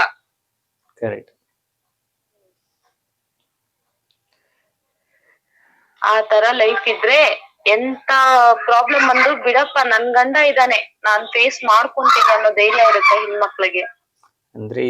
ಜೊತೆಗೆ ಅವ್ರು ನಮ್ಗ್ ₹1 ಸಪೋರ್ಟ್ ಮಾಡ್ಬೇಕು ಅಂತ ಯಾವ ಹುಡ್ಗಿ ಎಕ್ಸ್ಪೆಕ್ಟ್ ಮಾಡಲ್ಲ. ಎಕ್ಸ್ಪೆಕ್ಟ್ ಮಾಡೋದೇನು ಅತಿ ತೀರಾ ಒಂದ್ ಹುಡ್ಗಿ ಒಂದ್ ಗಂಡನ ಹತ್ರ ಆಗ್ಲಿ ಇಲ್ಲ ಲವರ್ ಹತ್ರ ಆಗ್ಲಿ ಎಕ್ಸ್ಪೆಕ್ಟ್ ಮಾಡೋ ಒಂದ್ ವಿಚಾರ ಏನ್ ಗೊತ್ತಾ? ತನ್ ಪ್ರೀತಿ, ತಾನ್ ಕೊಡೋ ಟೈಮು, ತನಗ್ ಸಪೋರ್ಟಿವ್ ಆಗಿ ನಿಲ್ಬೇಕು. ನನ್ ಗಂಡ ನಾನು ಕಂಪ್ಲೀಟ್ ಆಗಿ ಅವ್ರು ಕೆಟ್ಟವ್ರ ಅಂತ ಹೇಳಕ್ ಬರ್ತಾ ಇಲ್ಲ, ಕಂಪ್ಲೀಟ್ ಆಗಿ ಒಳ್ಳೆಯವನು ಅಂತ ಹೇಳಕ್ಕೂ ಬರ್ತಾ ಇಲ್ಲ ನಾನು. ಸೊ ನಾನ್ ಫೇಸ್ ಮಾಡಿರೋದು ಇದು ನಿಜವಾಗ್ಲೂ ನಡೆದಿದ್ದೊಂದು ವಿಷಯ. ನಮ್ ಊರಲ್ಲಿ ಹಬ್ಬದ ಟೈಮ್ ಇತ್ತು, ನನ್ ಮಗುಗ್ ಬಟ್ಟೆ ತರಕ್ ಹೋಗಿದ್ದೆ. ಸೊ ನನ್ ಗಂಡ ಡ್ರೈವರು, ಗಾಡಿ ಓಡಿಸ್ತಿದಾರೆ, ಗಾಡಿ ಗ್ಯಾರೇಜ್ ಅಲ್ಲಿ ಐತೆ. ಬಟ್ಟೆ ತಗೊಳಕ್ ಹೋದ್ವಿ, ತಕೊಂಡ್ವಿ. ಅವ್ರೇನಂದ್ರು ನಾನ್ ಗ್ಯಾರೇಜ್ ಇಂದ ಗಾಡಿನ ಹೊರಗಡೆ ಹಾಕ್ಬಿಡ್ತೀನಿ, ಸ್ವಲ್ಪ ನೀನ್ ಹೊರಗಡೆ ವೇಟ್ ಮಾಡು ಅಂದ್ರು. ಓಕೆ ಅಂತ ಹೇಳ್ಬಿಟ್ಟು ಹೇಳಿ ಗ್ಯಾರೇಜ್ ಹೋದ್ವಿ. ನಾನು ಹೊರಗಡೆ ನಿಂತಿದ್ದೀನಿ, ನನ್ ಗಂಡ ಒಳಗಡೆ ಹೋಗಿದ್ದಾರೆ. ಇದು ನಮ್ಮೂರಲ್ಲೇ ನಡೆದಿರೋ ಒಂದ್ ವಿಚಾರ. ಅವ್ನ್ ಫುಲ್ಲು ಡ್ರಿಂಕ್ಸ್ ಮಾಡಿದಾನೆ, ಇನ್ನೊಬ್ಬ ಫುಲ್ಲು ಡ್ರಿಂಕ್ಸ್ ಮಾಡಿದಾನೆ. ನಾನ್ ನಿಂತಿದೀನಿ, ಅವನಿಗೆ ಏನಕ್ಕೆ ಆತರ ಕೇಳ್ಬೇಕು ಅಂತ ಅನ್ನಿಸ್ತು ಅಂತಾನು ನನಗ್ ಅರ್ಥ ಆಗ್ತಾ ಇಲ್ಲ. ಅವ್ನ್ ಬಂದ್ಬಿಟ್ಟು ಬರ್ತೀಯಾ ನನ್ನ ಹತ್ರ ಕೇಳಿದ್ ಮಾತಿದು. ಅಂದ್ರೆ ಅವರು ಐ ಮೀನ್ ಇದು ಬೇರೆಯವರು, ಬೇರೆ 3ನೇ ವ್ಯಕ್ತಿ ಒಬ್ರು ಫುಲ್ಲು ಡ್ರಿಂಕ್ಸ್ ಮಾಡಿದ್ದಾರೆ. ನನ್ ಗಂಡ ಗ್ಯಾರೇಜ್ ಒಳಗಡೆ ಇದ್ದಾರೆ, ನಾನ್ ಹೊರಗಡೆ ಇದ್ದೀನಿ. ಆ ಟೈಮಲ್ಲಿ ನಾನ್ ರೋಡಲ್ಲಿ ನಿಂತಿದ್ನಲ್ವಾ, ಸೊ ನಾನ್ 2 ವೀಲರ್ ಹತ್ರ ನಿಂತ್ಕೊಂಡಿದ್ದೆ, ನನ್ ಗಾಡಿ ಹತ್ರ ನಾನ್ ನಿಂತ್ಕೊಂಡಿದ್ದೆ. ಅವ್ನ್ ಬಂದ್ ನನ್ನ ಹತ್ರ ಆತರ ಕೇಳ್ದ, ನನಗದ್ ಕೇಳಿಸಿದ್ರು ನಾನ್ ಮತ್ತೆ ಏನಂದೆ, ಕಮ್ಮಗ ಇನ್ನೊಂದ್ಸರಿ ಹೇಳಿ, ಏನ್ ಮಾತು ಹೇಳಿದ್ರಿ ಇನ್ನೊಂದ್ಸರಿ ಹೇಳಿ ಅಂತ ಹೇಳಿದೆ. ಅವ್ನ್ ಮತ್ತೆ ಹೇಳ್ದ, ನನಗ್ ಕ್ಲಿಯರ್ ಆಗಿ ಅರ್ಥ ಆಯ್ತು, 1 ಸೆಕೆಂಡ್ ವೆಯ್ಟ್ ಮಾಡಿ ಹಂಗಂತ ಹೇಳ್ಬಿಟ್ಟು ಹೇಳ್ದೆ. ನನ್ ಗಂಡ ಗಾಡಿ ತಗೊಂಡು ನಿಲ್ಸಕ್ಕಂತ ಹೋಗ್ಬಿಟ್ಟು ಗ್ರೌಂಡ್ ಹೋದ್ರು ಅವ್ರು, ಗಾಡಿ ನಿಲ್ಸಕ್ಕಂತ ಪಾರ್ಕಿಂಗ್ ಏರಿಯಾಗ ಹೋದ್ರು ಅವ್ರು. 1 ನಿಮಿಷ ಇಲ್ಲಿ ನಿಂತ್ಕೊಳ್ಳಿ ನಾನ್ ಬರ್ತೀನಿ ಹಂಗಂತ ಹೇಳ್ಬಿಟ್ಟು ನಾನು ಹೋದೆ. ಅವ್ನು ಓಡಕ್ ಸ್ಟಾರ್ಟ್ ಮಾಡ್ದ. ಓಡೋಗ್ಬೇಕಾರೆ ನನಗ ಅವ್ರು ಯಾರಂತಾನೂ ಸಹ ಗೊತ್ತಿಲ್ಲ. ಇನ್ನೊಬ್ರ ಹತ್ರ ಕೇಳ್ತಿದೀನಿ, ಅಣ್ಣ ಅವ್ನ ಹೋಗಿ ನೀನ್ ಹಿಡಿತೀಯ ಸ್ವಲ್ಪ, ಅಣ್ಣ ನನ್ನ ಕೇಳ್ತಿದಾರೆ ಯಾರಂತಾನೆ ಗೊತ್ತಿಲ್ದಿರಾ ನೀನ್ ಹೇಳಿದ್ ಮಾತ್ರಕ್ ನಾನ್ ಹೆಂಗ್ ಹೋಗ ಅವನ್ನ ಹಿಡೀಲಿ. ಒಂದ್ ಹುಡುಗಿ ತಾನೇನೋ ಒಂದ್ ಪ್ರಾಬ್ಲಮ್ ಫೇಸ್ ಮಾಡ್ಕೊಂಡಿದ್ದಾಳೆ, ಸೊ ಅಣ್ಣ ಅವ್ನ್ ಹಿಡಿ ಅಂತ ಹೇಳ್ದಾಗ ಏನೋ ತಪ್ಪಾಗೈತೆ ಅಂತ ಯೋಚನೆ ಮಾಡ್ದಿರಾ ತನಗೆಲ್ಲಿ ಪ್ರಾಬ್ಲಮ್ ಆಗುತ್ತೋ ಅಂತ ಆ ಅಣ್ಣ ಯೋಚನೆ ಮಾಡಿದ್ರು. ಇವಾಗ ನಾನು ಹೋಗಿ ಅವ್ನ್ ಹಿಡಿತೀನಿ, ಬೈ ಮಿಸ್ಟೇಕ್ ಆಗಿ ನಮ್ಮಿಬ್ರಿಗೆ ಏನಾದ್ರು ಜಗಳ ಆದ್ರೆ ಅಂತ ಯೋಚನೆ ಮಾಡಿದ್ನೆ ಹೊರ್ತು ಆ ಹುಡ್ಗಿ ಪ್ರಾಬ್ಲಮ್ ಏನೋ ಫೇಸ್ ಮಾಡೈತೆ ಅಂತ ಅವ್ನ್ ಯೋಚನೆ ಮಾಡ್ಲಿಲ್ಲ. ಸೊ ಅದಾದ್ಮೇಲೆ ನಾನು ಓಪನ್ ಆಗಿ ಹೇಳ್ದೆ, ಅಣ್ಣ ನನ್ನ ಈ ತರ ಅಂದ ಅವನು ಅಂತ. ಆಮೇಲೆ ಹೋಗಿ ಹಿಡಿದ್ರು, ಸುಳ್ಳು ಹೇಳ್ಬಾರ್ದು, ಹೋಗಿ ಹಿಡಿದ್ರು ಅವ್ರು ಹಿಡಿದ್ರು. ನಾನ್ ಅಷ್ಟೇ ಹೋಗಿ ನನ್ನ ಹಸ್ಬೆಂಡಿಗೆ ನಾನು ಇನ್ಫಾರ್ಮ್ ಮಾಡ್ದೆ, ಅವರು ಬಂದ್ರು. ಸೊ ಅಲ್ಲೊಂದ್ ಅಮ್ಮಮ್ಮ ಅಂದ್ರೆ ಒಂದ್ 15 ಜನ ಹತ್ರ ಸೇರಿದ್ರು. ಸೇರ್ದಾಗ್ಲೂನು ನನ್ ಗಂಡ ನನ್ ಮರ್ಯಾದೆ ಹೋಗ್ಬಾರ್ದು ಅಂತ ಏನಂದ, ನೀನ್ ಏನು ಹೇಳಕ್ ಹೋಗ್ಬೇಡ, ನೋಡ್ಕೊಳ್ಳೋಣ ಇರು ಒಂದ್ ನಿಮಿಷ. ನಾನ್ ಹೇಳಿದ್ ಒಂದೇ ಮಾತು, ನನಗ್ ಅವಮಾನ ಆಗುತ್ತೆ, ನನ್ ಮರ್ಯಾದೆ ಹೋಗುತ್ತೆ ಅನ್ನೋದಕ್ಕಿಂತ ಇವಾಗ ನಾನು ಒಂದ್ ಮೆಚುರಿಟಿಯಲ್ಲಿ ಇದೀನಿ, ನನಗ್ ಮದ್ವೆ ಆಗಿದೆ, ಪಾಪು ಇದೆ, ನನ್ನ ಹತ್ರನೇ ಅವ್ನ್ ಈ ತರ ಕೇಳ್ತಿದಾನೆ.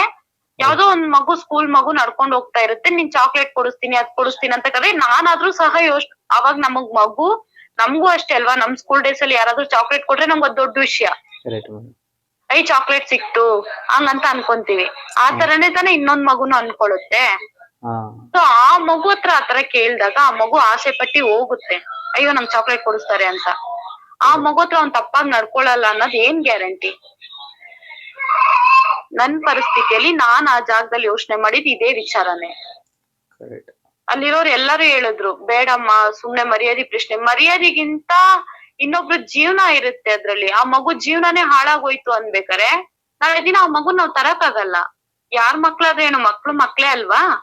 ಅಂದ್ರೆ ನೀವು ಪ್ರಾಬ್ಲಮ್ ಆದಾಗ ಮರ್ಯಾದೆ ಗಿರ್ಯಾದಿ ಅಂತ ಮರ್ಯಾದೆ ಅಲ್ಲ, ಇನ್ನೊಬ್ರು ಪ್ರಾಬ್ಲಮ್ ಆಗ್ಬಾರ್ದು. ನನ್ ಪ್ರಾಬ್ಲಮ್ ಆದ್ರೂ ಪರವಾಗಿಲ್ಲ, ನಾನ್ ಫೇಸ್ ಮಾಡ್ಕೊಂತೀನಿ. ಮುಂಚೆ ಅಲ್ಲಿ ನಿಂತ್ಕೊಂಡ್ ಸ್ಟ್ಯಾಂಡ್ ತಗೊಂಡ್ರೆ ಆ ಮಗು ಇನ್ನೊಂದಕ್ಕೆ ಆಗೋ ಪ್ರಾಬ್ಲಮ್ ನ ಸಾಲ್ವ್ ಮಾಡ್ಬೋದು ಅಂತ ನೀವ್ ಹೇಳ್ತಾ ಇದೀರಾ. ಹೌದು, ಪ್ರಾಬ್ಲಮ್ ಆಯ್ತು ಅಂತ ಅದ್ ನನಗ್ ಪ್ರಾಬ್ಲಮ್ ಆಗ್ಬಿಡುತ್ತೆ ಅಂತ ನಾವು ಸೆಲ್ಫಿಶ್ ಆಗಿ ನಮ್ ಬಗ್ಗೆ ಯೋಚನೆ ಮಾಡ್ಬಾರ್ದು ಯಾವತ್ತು. ಇನ್ನೊಬ್ರ ಬಗ್ಗೆ ಯೋಚನೆ ಮಾಡಿ ನಮ್ಮ ಮನೆಯವ್ರು ಹೇಳಿದ್ರು, ಇಲ್ಲ ನಿನ್ ಪ್ರಾಬ್ಲಮ್ ಫೇಸ್ ಮಾಡ್ಕೊಳಕ್ ನೀನ್ ರೆಡಿನಾ? ನಾನ್ ಒಂದೇ ಮಾತು ಹೇಳ್ದೆ, ಅದ್ ಏನೇ ಪ್ರಾಬ್ಲಮ್ ಆದ್ರೂ ಪರವಾಗಿಲ್ಲ, ನಾನ್ ಫೇಸ್ ಮಾಡ್ತೀನಿ, ಅದ್ರಿಂದ ಏನಾಗುತ್ತೋ ನಾನ್ ನೋಡ್ಕೊಳ್ತೀನಿ. ಅದೇ ನನ್ ಜೊತೆ ಅವ್ರು ನಿಂತ್ಕೊಂಡ್ರು, ಓಕೆ ನೀನ್ ನೋಡ್ಕೊಂತೀಯ, ನಿನಗ್ ಧೈರ್ಯ ಆಯ್ತಾ, ಓಕೆ ನಾನ್ ಪ್ರಾಬ್ಲಮ್ ಬೇಕಾದ್ರೆ ಆದ್ರೂ ಪರವಾಗಿಲ್ಲ ಅಂತ. ಅಲ್ಲಿರೋ ಅಷ್ಟು ಜನ ಹೊಡೆದ್ರು ಅವನಿಗೆ. ಅದ್ರ ಜೊತೆ ನನಗ್ ಅಲ್ಲಿ ಬಿಡಕ್ ಮನ್ಸ್ ಬಂದಿಲ್ಲ. ನಾಳೆ ದಿನ ಹೊಡೆದ್ಬಿಟ್ಟು ಬಿಟ್ಬಿಡ್ತೀವಿ, ಆ ನೋವು 4 ದಿನ ಮರ್ತೋಗ್ಬಿಡುತ್ತೆ. ಆದ್ರೆ ಅವ್ನ್ ಇದೇ ತಪ್ಪನ ಮತ್ತೆ ಮಾಡಲ್ಲ ಅನ್ನೋದ್ ಏನ್ ಗ್ಯಾರಂಟಿ ನನಗೆ? ಸೊ ನಾನ್ ಯೋಚನೆ ಮಾಡಕ್ಕೆ ಹೋಗಿಲ್ಲ. ನಾನ್ ಸ್ಟೇಷನ್ ತನಕ ಹೋದ್ರೂ ಪರವಾಗಿಲ್ಲ, ಆ ಪ್ರಾಬ್ಲಮ್ ಮತ್ತೆ ಅಗೇನ್ ಆಗ್ಬಾರ್ದು. ತಪ್ಪಾಗಿದೆ ನಿಜ, ಆ ತಪ್ಪು ಮತ್ತೆ ನಡೆಯಕ್ ಬಿಡ್ಬಾರ್ದು ಹಂಗಂತ ಯೋಚನೆ ಮಾಡಿ ನಾನ್ ಕಾಲ್ ಮಾಡ್ದೆ, ಪೊಲೀಸಿಗೆ ಕಾಲ್ ಮಾಡ್ದೆ, ಕರೆಸ್ದೆ. ಅಲ್ಲೇ ಆ ಪ್ರಾಬ್ಲಮ್ ನ ಮುಗಿಸ್ಕೊಳಕ್ ಹೋಗಿಲ್ಲ ನಾನು, ಅವನ ಸ್ಟೇಷನ್ ತನಕ ತಗೊಂಬಂದೆ ನಾನು. ನಾನ್ ನನ್ ದುಡ್ಡು ಖರ್ಚು ಮಾಡಿ ಅವನ ಸ್ಟೇಷನ್ ತಗೊಂಬಂದಿ ಬಿಟ್ಟಿ, ಕಂಪ್ಲೇಂಟ್ ಮಾಡ್ಬಿಟ್ಟಿ, ಅವ್ನ ಅಲ್ಲಿ ಬಿಟ್ಬಿಟ್ಟಿ ನನ್ ಮನೆಗ್ ಬಂದೆ. ಈಗಿನ ಜನರೇಷನ್ ಅಲ್ಲಿ ಎಲ್ಲರೂ, ನಾನು ಇದ್ರಿಂದ ಹೇಳಕ್ ಬರ್ತಿರೋ ಒಂದ್ ವಿಚಾರ ಏನಂದ್ರೆ, ಎಲ್ರು ನಾವು ಸೆಲ್ಫಿಶ್ ಆಗಿ ಯೋಚನೆ ಮಾಡ್ತಾ ಇದೀವಿ. ನಾನು ನನ್ ನೋವೇನಾಯ್ತೋ ಅದ್ ಮಾತ್ರ ನೋಡ್ಕೋಬೇಕು, ಖಂಡಿತ ಆಗಲ್ಲ. ಇವಾಗ ವಿಡಿಯೋ ಮೂಲಕ ಇದು ನಮ್ ಮನೆಯವ್ರಿಗೆ ತಲುಪೋದು. ಸೊ ನಾನ್ ಅದಕ್ ಭಯ ಬಿತ್ಕೊಂಡ್ ನಾನ್ ಬಿಟ್ನಂದ್ರೆ ಇವಾಗ ನನ್ ಜೀವನದಲ್ಲಿ ಆಗಿರೋದ್ನ ನಾನು ಹೇಳ್ತಾ ಇದೀನಿ. ಇದು ಕೇಳೋರ್ ಕೇಳ್ಬೋದು, ಬಿಡೋರ್ ಬಿಡ್ಬೋದು, ಓಕೆನಾ? ಅದೇ ಕೇಳಿಸ್ಕೊಂಡವ್ರು ಸ್ವಲ್ಪ ಜನನಾದ್ರೂ ಓಕೆ, ಇವ್ರು ಹಿಂಗ್ ಮಾಡಿದಾರಲ್ವಾ, ಈ ತರ ನಾವ್ ಮಾಡಿದ್ರೆ ನಾಳೆ ದಿನ ನನ್ ಮಕ್ಳ ತರ ಇರೋ ಎಷ್ಟೋ ಹುಡುಗಿರ್ ಜೀವನ ಚೆನ್ನಾಗಿರುತ್ತೆ. ಒಂದು ಹೆಣ್ಣು ಭಯ ಬಿತ್ಕೊಂಡ್ ಹಿಂದೇಟ್ ಹಾಕಿದ್ರೆ ಖಂಡಿತ ಅದು ಒಳ್ಳೇದಲ್ಲ. ಏನಾದ್ರೂ ಪರವಾಗಿಲ್ಲ ನೋಡ್ಕೊಳ್ಳೋಣ ಅಂತ ಒಂದ್ ಹೆಜ್ಜೆ ಮುಂದೆ ಇಕ್ಕಿದ್ರೆ ಎಷ್ಟೋ ಹೆಣ್ಮಕ್ಳ ಜೀವನ ಚೆನ್ನಾಗಿರುತ್ತೆ. ಕರೆಕ್ಟ್ ಮೇಡಮ್, ನಿಮ್ ತರ ಧೈರ್ಯ ಮಾಡಿರೋದು ತುಂಬಾ ತುಂಬಾ ತುಂಬಾ ಖುಷಿ ಆಯ್ತು ನಮ್ಗಂತೂ. ಈ ತರ ಸ್ಟ್ಯಾಂಡಿಂಗ್ ಅಲ್ಲಿ ಎಲ್ಲಾರು ಇದ್ದು ಬಿಟ್ರೆ, ಮೋಸ್ಟ್ಲಿ ಈ ತರ ಸ್ಟ್ಯಾಂಡಿಂಗ್ ತಗೊಳೋದಕ್ಕೆ ಈ ಆಕ್ಚುಲಿ ಇಲ್ಲಿ ಇರೋ ವ್ಯವಸ್ಥೆ ಚೇಂಜ್ ಆಗ್ಬೇಕು. ಎಲ್ಲಾರು ಇದೇ ತರ ಮುಂದೆ ಬಂದ್ರೆ ಯಾವ್ದು ತೊಂದರೆಗಳು ಬರಲ್ಲ. ಬಟ್ ಮುಂದೆ ಬರಕ್ಕೆ ಯಾರು ರೆಡಿ ಇಲ್ಲ. ಅದು ನಾನು ಎಲ್ಲಾ ಹೆಣ್ಮಕ್ಳ ಬಗ್ಗೆ ಹೇಳ್ತಾ ಇಲ್ಲ, ಸಿಚುವೇಶನ್ ಹೆಂಗಿರುತ್ತೆ ಅಂತ ನಾವ್ ಹೇಳಕ್ಕಾಗಲ್ಲ. ಕೆಲವೊಬ್ರು ಮನೇಲಿ ಗಂಡ ಸಪೋರ್ಟ್ ಇರಲ್ಲ, ಕೆಲವೊಬ್ರು ಮನೇಲಿ ಹೆತ್ತದವರೇ ಸಪೋರ್ಟ್ ಇರಲ್ಲ. ಕರೆಕ್ಟ್. ಆಕ್ಚುಲಿ ಇದು ಏನಂದ್ರೆ, ಏನಾದ್ರು ಒಂದು ಸಿಚುವೇಶನ್ ಅಲ್ಲಿ ಏನಾದ್ರು ಪ್ರಾಬ್ಲಮ್ ಆದ್ರೆ ಇಡೀ ಫ್ಯಾಮಿಲಿ ಹೋಗ್ಬಿಡುತ್ತೆ. ಒಬ್ಬ ಮೈನ್ ಸ್ಟ್ಯಾಂಡರ್ಡ್ ಅಂದ್ರೆ ಆ ಮನೆಗೆ ಕಂಬ ಇರೋನ್ ಏನಾರು ಹೋದ್ರೆ, ಜೈಲ್ಗೆ ಹೋದ್ರೆ, ಏನಾದ್ರು ಪ್ರಾಬ್ಲಮ್ ಹೋದ್ರೆ ಅವ್ರ ಫ್ಯಾಮಿಲಿ ಏನ್ ನೋಡ್ಕೊಂತಾರೆ ಅನ್ನೋ ಭಯ ಕೂಡ ಇರುತ್ತೆ. ಆ ಭಯ ಅದನ್ನೆಲ್ಲ ಬಿಟ್ಟು ನೀವು ಹೋಗಿ ಅಂತ ಹೇಳೋದು ಕರೆಕ್ಟೇ. ಈ ಧೈರ್ಯ ಮಾಡ್ಲೇಬೇಕಾಗಿದ್ದು ಎಲ್ಲರೂ ಕೂಡ. ಏನಂದ್ರೆ ಅವ್ರಲ್ಲಿ ಭಯ ಅದ್ ಬಂದ್ಬಿಟ್ಟು ಆ ಫ್ಯಾಮಿಲಿ ಹಿಂದೆ ಏನಿದೆ ಆ ಸ್ಟ್ಯಾಂಡ್ ಅಲ್ಲಿ ಅವನೇನಾದ್ರು ನಿಂತ್ಕೊಂಡೆ ಜಾಗ ಬಿಟ್ಟ ಅಂದ್ರೆ ಅದು ಏನ್ ನಡೆಯುತ್ತೆ ಅನ್ನೋ ಭಯ ಅವ್ನಿಗೆ ಇದ್ದೇ ಖಂಡಿತ ಇರುತ್ತೆ. ಒಂದ್ ಒಳ್ಳೆ ವಿಷಯ ನಡೀತಿದೆ ಅನ್ಬೇಕಾರೆ ಅದಕ್ಕೆ 108 ಜನ ಅಡ್ಡಿ ತೋರ್ಸೋದುಂಟು. ಹಾ ಮೇಡಮ್. ಅಡ್ಡಿ ತೋರ್ಸೋರ್ ಮುಂದೆ ನಾವ್ ನಿಲ್ಬೇಕು. ಅವತ್ ನಾನ್ ಅಲ್ಲಿ ನಿಂತಿದಿಕ್ಕೆ ಅಲ್ಲಿ ಇದ್ದಿದ್ ಅಷ್ಟು ಜನನು ನನಗ್ ಆಡಿದ್ ಒಂದು ಮಾತು, ಅಲ್ಲಿ ಗಂಡ್ ಮಕ್ಳು ಹೇಗ್ ಅನ್ಕೊಂಡ್ರು ನನಗ್ ಅದ್ ಗೊತ್ತಿಲ್ಲ, ಅಲ್ಲಿ ಇದ್ದಿದ್ ಹೆಣ್ಮಕ್ಳು ಬಾಯಾರೆ ಹೇಳುದು, ನಾನಾಗಿದೆ ಖಂಡಿತ ನಾನ್ ಈ ತರ ಮಾಡಕ್ ಯೋಚನೆ ಮಾಡ್ತಾ ಇದ್ದೆ, ನೀನ್ ಧೈರ್ಯವಾಗಿ ಈ ವಿಷಯ ಮಾಡಿದ್ಯಮ್ಮ, ಒಳ್ಳೆ ಕೆಲ್ಸ ಮಾಡಿದ್ಯಾ ಅಂತ ಹೇಳಿದ್ರು. ಅದೊಂದ್ ಮಾತ್ ಸಾಕಲ್ವಾ? ಖುಷಿ ಅದಕ್ ಮೇಲೆ ಏನ್ ಬೇಕು ಹೇಳಿ? Correct madam. ಆಕ್ಚುಲಿ ಅಲ್ಲಿರೋ ಜನಗಳೆಲ್ಲ ಇನ್ಸ್ಪಿರೇಷನ್ ನಿಮ್ಗೆ ಕೊಟ್ಟಿದ್ ನನಗೆ ತುಂಬಾ ಖುಷಿ ಆಯ್ತು. ಆಕ್ಚುಲಿ ಈ ತರ ಧೈರ್ಯ ಮಾಡ್ಬೇಕು ಎಲ್ಲಾರು. ಆ ಜಾಗದಲ್ಲಿ ಆ ಸ್ಟ್ಯಾಂಡ್ ತಗೊಂಡಿದ್ರೆ ಆಲ್ಮೋಸ್ಟ್ ಈ ತರ ಕೇಳೋರು ಕೂಡ ಕಡಿಮೆ ಆಗ್ತಾರೆ ಅಂತ ನಮ್ಗನ್ಸುತ್ತೆ. ಮೇಡಮ್ ನಿಮ್ ಕತೆ ಕೇಳಿ ನನಗೆ ಒಂಥರ ಒಂದ್ ಸೆಕೆಂಡ್ ಮೈ ಜುಮ್ ಅಂದ್ಬಿಡ್ತು. ಈ ತರ ಎಲ್ಲ ಸಿಚುವೇಶನ್ ಫೇಸ್ ಮಾಡ್ತಾರ ಅಂತ. ಇದಕ್ಕಿಂತ ಹೆಣ್ಮಕ್ಳು ಇನ್ನೂ ಜಾಸ್ತಿ ಸಿಚುವೇಶನ್ ಫೇಸ್ ಮಾಡ್ತಿದ್ದಾರೆ ಪ್ರೆಸೆಂಟ್. ಇವತ್ತಿನ ತನಕನು ಎಲ್ರು ಯಾವ್ದೋ ಹೊರಗಡೆ ನಾವು ಹೋಗ್ತೀವಿ, 100 ಜನ ನಮ್ಮನ್ನ ನೋಡ್ತಾನೆ. ಒಬ್ಬೊಬ್ರ ಹತ್ರ ನಾವ್ ಒಂದೊಂದ್ ತರ ಮಾತಾಡ್ಲೇಬೇಕು, ಯಾಕಂದ್ರೆ ಅದ್ ನಮ್ ಪರಿಸ್ಥಿತಿ. ಒಬ್ರ ಹತ್ರ ನಗಿಬೇಕು, ಒಬ್ರ ಹತ್ರ ಅಳ್ಬೇಕು, ಒಬ್ರ ಹತ್ರ ಕೋಪ ತೋರ್ಸ್ಬೇಕು, ಒಬ್ರ ಹತ್ರ ಸೈಲೆಂಟ್ ಆಗಿ ಇದ್ಬಿಡ್ಬೇಕು. ಹಂಗಿದ್ರೇನೆ ಜೀವನ ಸಾಕಾಗೋದು. ಅದೇ ಪ್ರತಿಯೊಬ್ರುನು ಯಾಕ್ ನನ್ ಪ್ರಕಾರ ನಾನ್ ಯೋಚನೆ ಮಾಡಿದ್ರೆ ಯಾಕೆ ಅಷ್ಟೊಂದ್ ಸೆಲ್ಫಿಶ್ ಆಗಿದ್ದಾರೆ ಎಲ್ರುನು. ಆ ಸೆಲ್ಫಿಶ್ ಅನ್ನೋ ವಿಚಾರನ್ ಬಿಟ್ಟು ಹೊರಗಡೆ ಬಂದ್ರೆ ನಾನು ನಂದು ಅಲ್ಲ, ನಾವು ನಮ್ದು ಅಂತ ಯೋಚನೆ ಯಾಕೆ ಮಾಡಲ್ಲ? ಅವತ್ತು ನನ್ ಮಾವ ನನ್ ಸೊಸೆ ಅಂತ ನನ್ ಮನೆಗ್ ಸೊಸೆಯಾಗಿ ಬಂದಿರೋಳು ನನ್ ಮಗಳು ಅಂತ ಒಂದ್ ನಿಮಿಷ ಯೋಚನೆ ಮಾಡಿದ್ರೆ ನಾನ್ ನನ್ ಕುಟುಂಬದಿಂದ ದೂರ ಇರ್ತಾ ಇದ್ದಿದ್ದಿಲ್ಲ. ನನ್ ಗಂಡ ನನ್ ಕಟ್ಕೊಂಡಿರೋ ಹೆಂಡತಿ ಅಂತ 4 ಜನದ ಮುಂದೆ ನನ್ನನ್ ಮರ್ಯಾದೆಯಾಗಿ ನಡ್ಸಿದ್ರೆ ನಾನ್ ಕೆಲ್ಸಕ್ ಹೋಗೋ ಅವಶ್ಯಕತೆ ಇರ್ತಾ ಇದ್ದಿದ್ದಿಲ್ಲ. ಇವೆರಡು ನನಗ್ ಪ್ರಾಪರ್ ಆಗಿ ಸಿಕ್ಕಿಲ್ಲ ಅನ್ನೋ ಇದ್ರಲ್ಲಿ ನಾನ್ ನನ್ನನ್ನು ನೋಡ್ಕೊಬೇಕು, ನನ್ ಮಗುನು ನೋಡ್ಕೋಬೇಕು, ವಿತ್ ನನ್ ಫ್ಯಾಮಿಲಿನೂ ನಾನ್ ನೋಡ್ಕೋಬೇಕು. ಅದ್ ನೋವಿದ್ರು ಸರಿ ನಾನು ಹೋಗಿ ದುಡಿಲೇಬೇಕು, ಅದ್ ನೋವಿದ್ರು ಸರಿ ನಾನು ಎದ್ದು ಅಡ್ಗೆ ಮಾಡ್ಲೇಬೇಕು. ಅದ್ನ ಯಾರು ಚೇಂಜ್ ಮಾಡಕ್ ಆಗಲ್ಲ ಅಲ್ವಾ?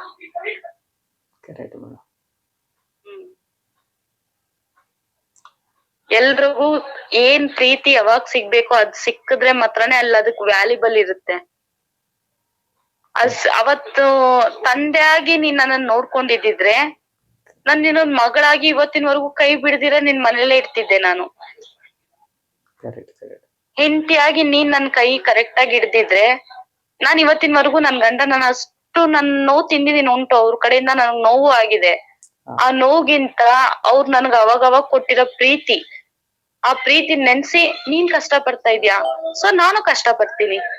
ಇಬ್ರು ಸೇರಿ ಕಷ್ಟಪಟ್ಟು ಮಕ್ಳ ಜೀವನ ಚೆನ್ನಾಗಿ ನೋಡ್ಕೊಳ್ಳೋಣ. Correct madam. ನಿಮಗೆ ಒಬ್ರ ಮಧ್ಯೆ ಏನೇ ಇದು ಬಂದ್ರು ಕೂಡ ಆ ಮಕ್ಳಿಗೋಸ್ಕರ ಇವಾಗ ಎಲ್ಲ ಸ್ಯಾಕ್ರಿಫಿಕೇಶನ್ ಮಾಡ್ಬಿಟ್ಟು ನೀವು ಇವಾಗ ಚಿಕ್ಕ ಪುಟ್ಟ ಪ್ರೀತಿಲಿ ನಿಮ್ ಲೈಫ್ ನ ಚೇಂಜ್ ಮಾಡ್ಕೊಂಡು ಇವಾಗ ಮತ್ತೆ ಖುಷಿಯಾಗಿದ್ದೀರಾ ಅಂತ ಇಷ್ಟ. ಒಂದ್ ಹೆಣ್ಮಗು ಮನ್ಸ್ ಮಾಡಿದ್ರೆ ಏನ್ ಬೇಕಾದ್ರೂ ಚೇಂಜಸ್ ಮಾಡ್ಬೋದು. ಗಂಡ ಸರಿ ಇಲ್ಲ, ಕುಡಿತಾನ, ಬುದ್ಧಿ ಹೇಳು, ತಿದ್ದು ನೋಡು. ಅವ್ನ್ ತಿದ್ದಲ್ಲ ಅನ್ನೋ ಪರಿಸ್ಥಿತಿ ಬಂತಂದ್ರೆ ನೀನ್ ಅವಾಗ ಅವನ್ನ ಬಿಟ್ಕೊಡು. ಅದನ್ನ ನಾನ್ ಬೇಡ ಅಂತ ಹೇಳಲ್ಲ, ಯಾಕಂದ್ರೆ ಅದು ಅವ್ರ ಪರ್ಸನಲ್. ಸೊ ಅವ್ರು ಕುಡ್ದ್ಬಿಟ್ ಬಂದು ಏನ್ ಟಾರ್ಚರ್ ಮಾಡ್ತಾರೆ ನನಗ್ ಗೊತ್ತಿರಲ್ಲ ಅಲ್ವಾ? ಸೊ ಅದಕ್ಕೋಸ್ಕರ ನೀನ್ ಬಾಳ್ಲೇಬೇಕು ಮಗುಗೋಸ್ಕರ. ಇಂಡಿಪೆಂಡೆಂಟ್ ಆಗಿ ಒಂದು ತಾಯಿ ಜೀವನ ಮಗುನ್ ಖಂಡಿತ ಸಾಗಿಸ್ಬೋದು. ಆದ್ರೆ ನೋಡೋರ್ ನೋಟ ಬದ್ಲಾಗತ್ತೆ, ಆಡೋ ಮಾತುಗಳು ಚೇಂಜ್ ಆಗತ್ತೆ, ನಿನ್ ಬಗ್ಗೆ ನಿನಗೆ ಅಸಹ್ಯ ಹುಟ್ಟಿಸ್ತಾರೆ.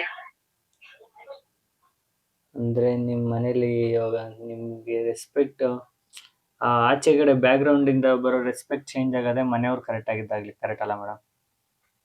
ಹೌದು. ಫಸ್ಟ್ ನಮ್ಮ ಮನೇಲಿ ನಾವು ಸ್ಟ್ಯಾಂಡರ್ಡ್ ಆಗಿ ನಿಂತ್ಕೊಂಡಿದ್ರೆ ಬೇರೆಯವ್ರ ಹತ್ರ ಕೇಳೋ ಪರಿಸ್ಥಿತಿ ಇರಲ್ಲ.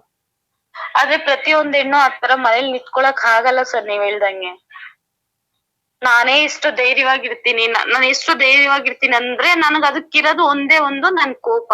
ಆ ಕೋಪ ನನ್ ತಂದೆ ಮೇಲೆ ಸ್ಟಾರ್ಟ್ ಆಗಿದ್ ನನಗ್ ಫಸ್ಟ್. ನನ್ನ ಬಿಟ್ಟೋದ್ರು, ನನಗ ಆ ಮಾತುಗಳನ್ನೆಲ್ಲ ಅವರಿಂದ ನಾನು ಅನುಭವಿಸ್ದೆ ಅನ್ನೋ ನೋವು ನನಗೆ ಎಲ್ಲಿ ಸ್ಟಾರ್ಟ್ ಆಯ್ತು, ಅಲ್ಲಿಂದ ನನ್ ಕೋಪ ಸ್ಟಾರ್ಟ್ ಆಯ್ತು. ನನ್ ಕೋಪದಿಂದ ನಾನು ಇಷ್ಟ್ರ ಮಟ್ಟಿಗಿದ್ದೀನಿ. ನನ್ನನ್ ತಪ್ಪಾಗ್ ನೋಡ್ಲಿ, ನನ್ನನ್ ತಪ್ಪಾಗ್ ಮಾತಾಡ್ಲಿ, ನಾನು ಅದನ್ನ ಒಪ್ಕೊಳಕ್ ಹೋಗಲ್ಲ. ನೋಡೋರ್ 100 ಜನ ನನ್ನನ್ ತಪ್ಪಾಗ್ ನೋಡೋರ್ ಉಂಟು, ಅದ್ ನನ್ ಕಿವಿಗ್ ಬೀಳತಂಗ್ ಬಿದ್ದಿಲ್ವಾ, ಓಕೆ ಅವ್ನ ಕಣ್ಣೈತೆ ಅವ್ರು ನೋಡ್ಕೊಂತಾರೆ. ಅದ್ ನನ್ ಕಿವಿಗ್ ಬಿತ್ತು ಅನ್ನಬೇಕಾರೆ ನಾನು ಹೋಗಿ ಕೇಳ್ತೀನಿ. ತಪ್ಪೋ ಸರಿನೋ ನಾನು ಹೋಗಿ ಕೇಳ್ತೀನಿ. ತಪ್ಪಿತ್ತಾ, ಓಕೆ ನನ್ ತಪ್ಪೈತೆ ಅಂತ ನಾನು ಒಪ್ಕೊಂಡ್ ಬಂದ್ಬಿಡ್ತೀನಿ ಹೊರ್ತು ಇಲ್ಲ ಅಂತ ಆರ್ಗ್ಯುಮೆಂಟ್ ಮಾಡಕ್ ಖಂಡಿತ ನಾನು ಹೋಗಲ್ಲ. ಅದೇ ನನ್ ತಪ್ಪಿಲ್ವಾ, ಅದ್ 108 ಜನ ಬಂದ್ ಸಹ ಹೇಳಿದ್ರು ಇಲ್ಲ ನಾನ್ ತಪ್ಪೇ ಮಾಡಿಲ್ಲ, ನಾನ್ ತಲೆ ಬಗ್ಸ್ಬೇಕಾಗಿರೋ ಅವಶ್ಯಕತೆ ನನಗಿಲ್ಲ. ಅಷ್ಟು ಹೊರಗಡೆ ಫೇಸ್ ಮಾಡೋ ನಾನು ಮನೇಲಿ ನನ್ ಗಂಡನ ಹತ್ರ ತಿರುಗ್ಸು ಮಾತಾಡಲ್ಲ ನಾನು. ಅದು ಅವ್ರು ಕೊಡೋ ರೆಸ್ಪೆಕ್ಟ್ ಅಲ್ವಾ ಮೇಡಮ್? ರೆಸ್ಪೆಕ್ಟ್ ಅನ್ನೋದಕ್ಕಿಂತ ಮಗು, ನಾನ್ ಏನಾದ್ರು ತಿರುಗ್ಸ್ ಮಾತಾಡದ್ನಂದ್ರೆ ನಾನು ಹೊಡಿತಾರೆ. ಸೊ ಹೊಡ್ದಾಗ ಅದ್ ನನಗ್ ನೋವಾಗುತ್ತೆ. ಐ ಮೀನ್ ನಾವ್ ಒಂದು ದಿನ ಕಂಪ್ಲೀಟ್ ಆಗಿ ಎದ್ದೊಳಕ್ ಆಗ್ದಿರ ಸಹ ಆಗ್ಬೋದು. ಆ ಒಂದು ದಿನ ನನ್ಗೆ ಎದ್ದೊಳಕ್ ಆಗ್ದಿರ ನಾನ್ ಮಲ್ಕೋಬಿಟ್ನಂದ್ರೆ ನನ್ ಮಗುಗ್ ಯಾರ್ ಅಡ್ಗೆ ಮಾಡ್ಕೊಡ್ತಾರೆ, ಯಾರ್ ನೋಡ್ಕೊಂತಾರ ಒಂದು ದಿನ ನನ್ ಮಗುನ, ಅಲ್ವಾ? ಅಲ್ಲ, ಒಂದು ತಾಯಿ ಆದ್ಮೇಲೆ ಇಷ್ಟೆಲ್ಲ ಯೋಚನೆ ಮಾಡ್ಬೇಕಲ್ಲ ಮೇಡಮ್?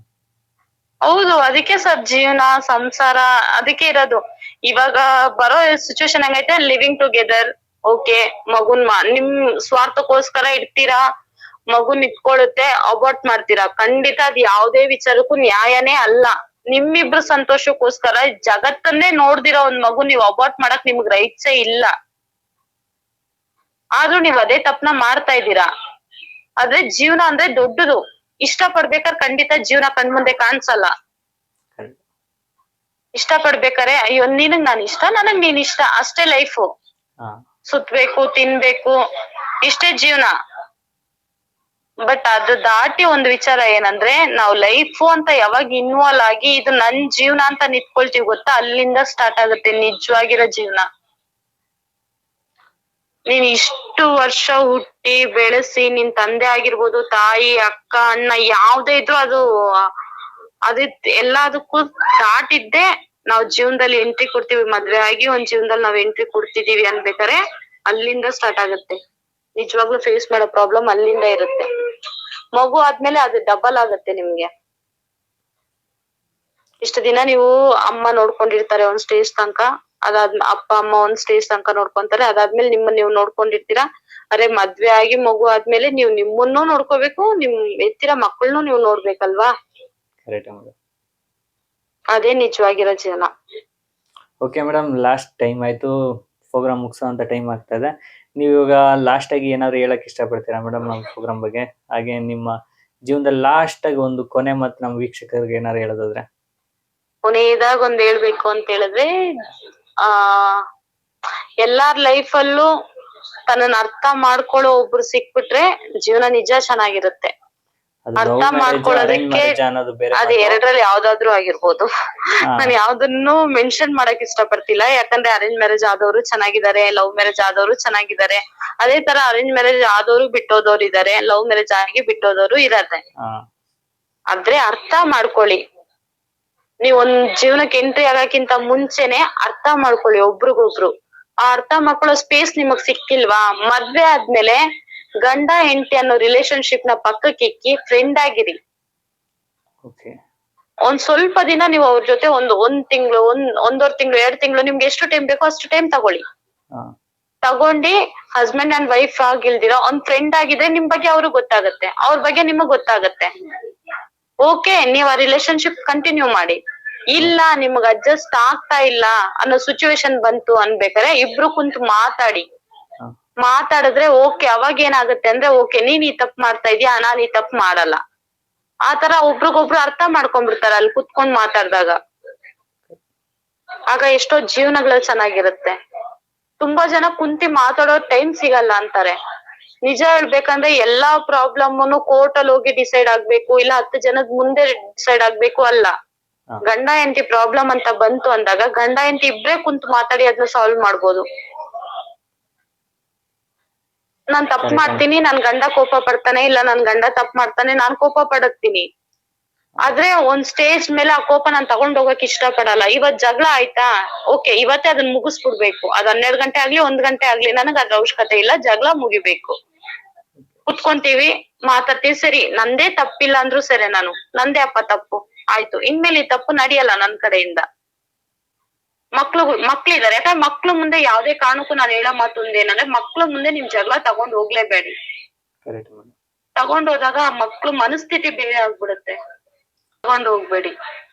ಗಂಡ ಹೆಂಡತಿ ಜಗಳ ಆಯ್ತಾ, ಮೂರನೇವ್ರಿಗೆ ಬರ್ತೀರಾ, ನೀವೇ ಸಾಲ್ವ್ ಮಾಡ್ಕೊಳ್ಳಿ. ಆದಷ್ಟು ಸಾಲ್ವೇ ಆಗಲ್ಲ ಅನ್ನೋ ಪರಿಸ್ಥಿತಿ ಬಂದಾಗ ಮಾತ್ರ ನೆಕ್ಸ್ಟ್ ಸ್ಟೆಪ್ ಮೂವ್ ಮಾಡಿ.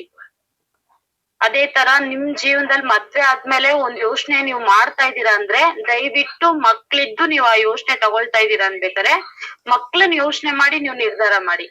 ನಿಮ್ ಲೈಫ್ ನಿಮ್ ಇಷ್ಟ ಅಂತ ಮಾಡೋದಕ್ಕಿಂತ ನನ್ ಮಗು ಲೈಫ್ ಇದ್ರಲ್ಲಿ ಇದೆ, ಅದನ್ನ ಯೋಚನೆ ಮಾಡ್ಬೇಕು. Okay madam, thank you madam. ನಮ್ ಜೊತೆ ಮಾತಾಡಿದ್ಕೆ ತುಂಬಾ ಖುಷಿ ಆಯ್ತು. ಖುಷಿ ಆಯ್ತು ಅನ್ನೋದಕ್ಕಿಂತ ನನಗ್ ನಿಜ ಖುಷಿ ಆಯ್ತು. ಐ ಮೀನ್ ನೀವ್ ಕಾಲ್ ಮಾಡ್ತೀರಾ ಇಲ್ವಾ, ನೋಡ್ತಾರ ಮೆಸೇಜ್ ನ ಇಲ್ವಾ ಈಗಂತ ಅನ್ಕೊಂಡಿದ್ದೆ. ಖಂಡಿತ ನೀವು ನೋಡಿ ನನಗ್ ರೆಸ್ಪಾನ್ಸ್ ಮಾಡಿದೀರಾ. ಬಟ್ ಇವಾಗ ನಾನು ಹೇಗ್ ಹೇಳ್ಬೇಕು ಅಂದ್ರೆ, ನಮ್ ಮನ್ಸಲ್ಲಿರೋ ಭಾರ ನಾವ್ ಇನ್ ಸಿಕ್ಕದಾಗ ಹೆಂಗಿರುತ್ತೆ, ಸೊ ನನಗ್ ಇವಾಗ ಹಂಗೈತೆ.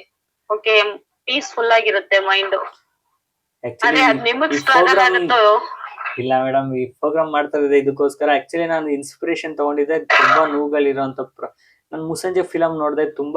ಆಕ್ಚುಲಿ ನಾನು ತುಂಬಾ ಚಿಕ್ಕ ವಯಸ್ಸಿಂದ ಸುದೀಪ್ ಅವ್ರನ್ನ ನೋಡ್ಕೊಂಡ್ ಬಂದಿದ್ದೀನಿ, ಆ ಸರ್ ಅವ್ರನ್ನ. ಆ ಟೈಮಿಂದ ನೋಡಿದಾಗ ಈ ಫಿಲಮ್ ನೋಡಿದೆ, ಏನೋ ಒಂಥರ ಇನ್ಸ್ಪಿರೇಷನ್ ಆಗಿರ್ಬೋದು. ಆ ಫಿಲಮ್ ನೋಡ್ತಾ ಇರುವಾಗ ಆ ಲಾಸ್ಟ್ ಸೀನ್ ನೋಡಿದಾಗ ಒಂದು ಸೈಕ್ ಆಗ್ಬಿಡ್ತು. ಇಷ್ಟೊಂದು ನೊಂದಿರೋ ಮನ್ಸಿಗೆ ಒಂದು ಫಿಲಮೇ ಅಷ್ಟು ಇನ್ಸ್ಪಿರೇಷನ್ ಆಗಿರುವಾಗ ನಾನು ಯಾಕೆ ಇದನ್ನ ನಿಜ ಜೀವನದಲ್ಲಿ ಯಾಕೆ ತಗೊಂಡ್ಬರ್ಬಾರ್ದು ಅಂತ ಈ ಪ್ರೋಗ್ರಾಮ್ ತಗೊಂಡ್ಬಂದಿದೀನಿ.